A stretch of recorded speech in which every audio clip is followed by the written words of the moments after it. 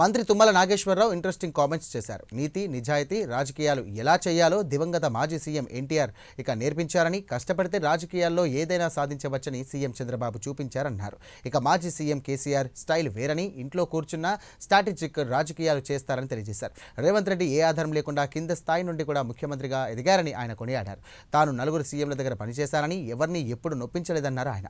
గత ప్రభుత్వంలో భద్రాద్రి రామాలయం అభివృద్ధి సాధ్యపడలేదని, తమ హయాంలో భద్రాద్రి రామాలయం పునరుద్ధరణ పనులు చేపట్టామన్నారు. ఇక శ్రీరామనవమి నాడు సీఎం రేవంత్ రెడ్డి చేతుల మీదుగా రామాలయం విస్తరణ పనులకు శంకుస్థాపన చేస్తామన్నారు.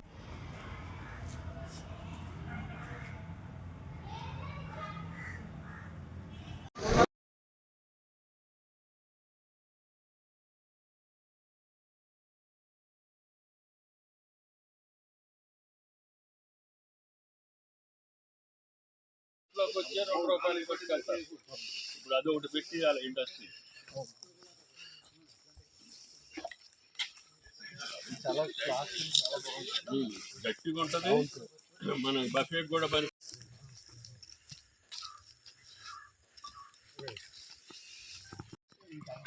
సీన్ గారు కొద్దిగా మధ్యలో చేద్దాం.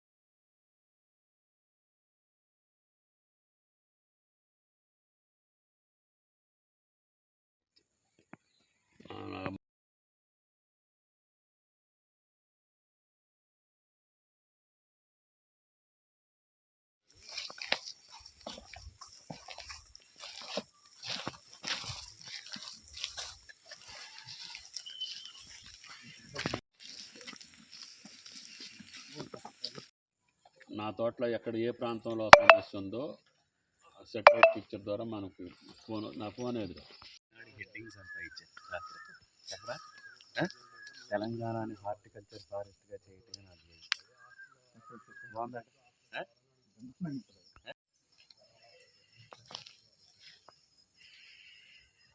హెడ్డింగ్స్ అంతా ఇచ్చారు. తెలంగాణని హార్టికల్చర్ ఫారెస్ట్గా చేయటమే నాకు బాగుందా? కొండలాటం వస్తున్నాయి, వాళ్ళేమో రిజెక్ట్ చేస్తున్నారు. మళ్ళీ వేరే సైట్లు చూడమని చెప్తారు. మనకు ఆ జిల్లాలో కొత్తగూడెం జిల్లాలో ఎక్కువ కొండలు గుట్టలు ఉన్నాయి. వాళ్ళకి అది కుదరట్లేదు. అది కూడా సరౌండింగ్ కొత్తగూడెం భద్రాచలం మధ్యలో ఉంటే నీకు అన్నిటికీ ఇండస్ట్రీస్ అక్కడే ఉన్నాయి. జిల్లా హెడ్ క్వార్టరు భద్రాచలం మెయిన్, అదొకటి. తర్వాత గోదావరిలో నాకు నావిగేషన్ కూడా పునరుద్ధరించాలనేది ఒక కోరిక. రేపు పోలవరం అయితే పోలవరం బ్యాక్ వాటర్స్ భద్రాచలం దాకా వస్తాయి. సీతమ్మ సాగర్ బ్యాక్ వాటర్స్ సమ్మక్క సారక్క బ్యారేజీ దాకా వెళ్తాయి. సమ్మక్క సారక్క అన్నారం దాకా వెళ్తాయి. అన్నారం సుందీళ్ళ దాకా ఉంటుంది. సుందీళ్ళ మేడిగడ్డ దాకా ఉంటుంది. ఇక్కడ నుంచి నీకు మహారాష్ట్రకి కూడా నీకు నౌకాయానాన్ని మనం పునరుద్ధరించుకోవచ్చు. అప్పుడు అది చీపెస్ట్ ట్రాన్స్పోర్ట్ అవుతుంది. రైల్వే కన్నా రోడ్వే కన్నా అన్నీ ఉండాలి. ఏది వాడుకున్నాడు అది చీప్ అనమాట. కోల్ కానీ ప్రొడక్ట్స్ కానీ ఇండస్ట్రీస్ కానీ అటువంటివన్నీ గోదావరిలో పోయినాయి అనుకో, ఖర్చు తక్కువ. రోడ్డు మీద వచ్చేదానికంటే నదిలో కానీ చెరువులు కానీ స్కూల్స్ కానీ పోలీస్ స్టేషన్స్ మండల ఆఫీసులు అన్నీ నా చేతుల మీదకి చేసే అవకాశం ఈ జిల్లా ప్రజల వల్ల నాకు రామచంద్రుడి వల్ల దక్కింది. దాన్ని నాకు బొందులో ప్రాణం ఉండగా వాటిని ఇంకా కొనసాగించే ఏర్పాటే చేస్తా తప్పితే నాకు వేరే ఆలోచన లేదు, అవసరం కూడా లేదు. మీ దయ వల్ల మర్యాదగానే ఉన్నాను. 45 ఏళ్ళు. రైల్వేస్, వాటర్ వేస్ 4 రకాలుగా కమ్యూనికేషన్ క్రియేట్ చేస్తే రోడ్లు పొద్దాక ఎడల్పు చేసుకునే పని ఉండదు. ఇప్పుడు సింగిల్ రోడ్డు నేనే డబుల్ రోడ్ చేశా, మరి ఇప్పుడు 4 లైన్ చేస్తా, ఇంకా 6 లైన్ కావాలంటున్నారు. చేసే అవకాశం నాకు భగవంతుడు కల్పించాడు కాబట్టి ఆ చేత ఇంకా కొనసాగాల. ఇంకా మీరు అడిగిన సమస్యలన్నీ పరిష్కారం చేసే శక్తి ఆ భగవంతుడు కల్పించాలనేది నా కోరిక. ఓకే, యువతకి ప్రణాళిక చేసుకోవాలి, సెలెక్ట్ చేసుకోవాలి. ఏ వృత్తి అయినా పర్వాలేదు, మంచిది, ప్రజలు మెచ్చేది, ప్రజల కోసం ఉపయోగపడేది, నీ సొంతానికి కూడా, నీ కుటుంబానికి, నీకు ఉపయోగపడేది సెలెక్ట్ చేసుకో, టార్గెట్స్ పెట్టుకో, అచీవ్ చేసుకో. ఏది అయినా సరే ఆ ముఖ్యమంత్రి గారి దృష్టికి కూడా తీసుకెళ్తే ఏమవుతుందంటే మన ఏరియాకు కూడా రైల్వే సౌకర్యం వస్తుంది. కదువా ప్రాజెక్టు సెట్ చేసిన తర్వాత వస్తుంది. మెయిన్ జంక్షన్ నీకు జంగారెడ్డిగూడెం గ్రీన్ ఫీల్డ్ది, నేషనల్ హైవేనేమో జీలుగుమేల నుంచి మనకు, లేకపోతే జంగారెడ్డిగూడెమే కలుపుతున్నాను. ఆంధ్ర వాళ్ళేమో మాకు ఈ రోడ్డు వేస్తున్నాం కాబట్టి దాన్ని జాతీయ రహదారి చేయమంటే పోలవరం వాళ్ళకి ఇంపార్టెంట్. జాతీయ రహదారి వస్తుంది. సీతారామ కూడా ఈ సంవత్సరం సొత్తుపల్లి వరకు వస్తుంది. నెక్స్ట్ ఇయర్ దమ్మపేట, అశ్వరాపేట తీసుకురావాలి. కాకపోతే నాకు ఇక్కడున్న సమస్య ఏంటంటే అన్ని పామాయిల్ తోటలు అయ్యేసరికి మాకు కెనాల్స్ వద్దు, మాకు వరి పొలాలు లేవు కాబట్టి మాకు కాలువలు వద్దు అంటున్నారు రైతు. అంటే వాళ్ళ భూములు పోతాయి.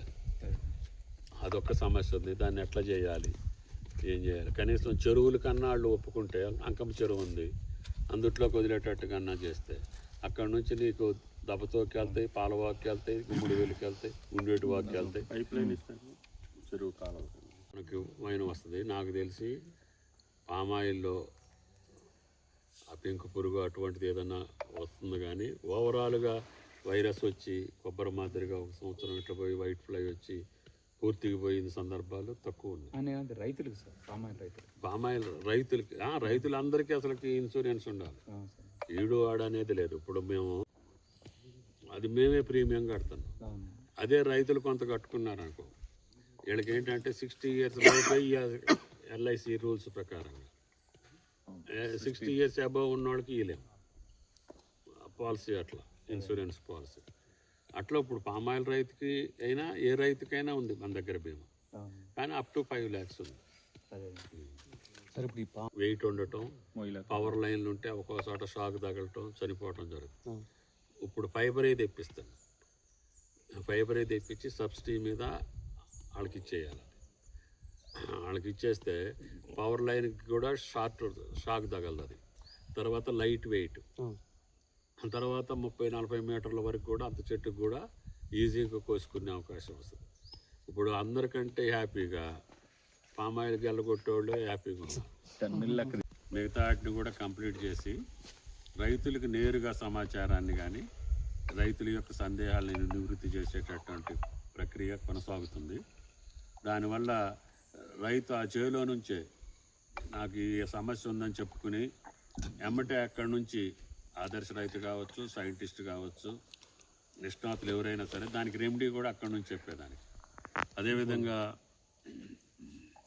ఇప్పుడు అగ్రివాస్ అనే ఒక కంపెనీతోటి సెటిలైట్ నుంచే పిక్చర్ తీసుకొని నా తోటలో ఏ ప్రాంతంలో సమస్య ఉంది అంటే పెస్ట్, పామాయిల్ కావచ్చు, కొబ్బరి కావచ్చు. ఇప్పుడు మన మోడల్గా పెట్టాం ఈ ఏరియాలోని దమ్మపేట మండలం. అందుట్లో ఈరోజు పిక్చర్ తీసుకొని అగ్రివాస్ వాళ్ళు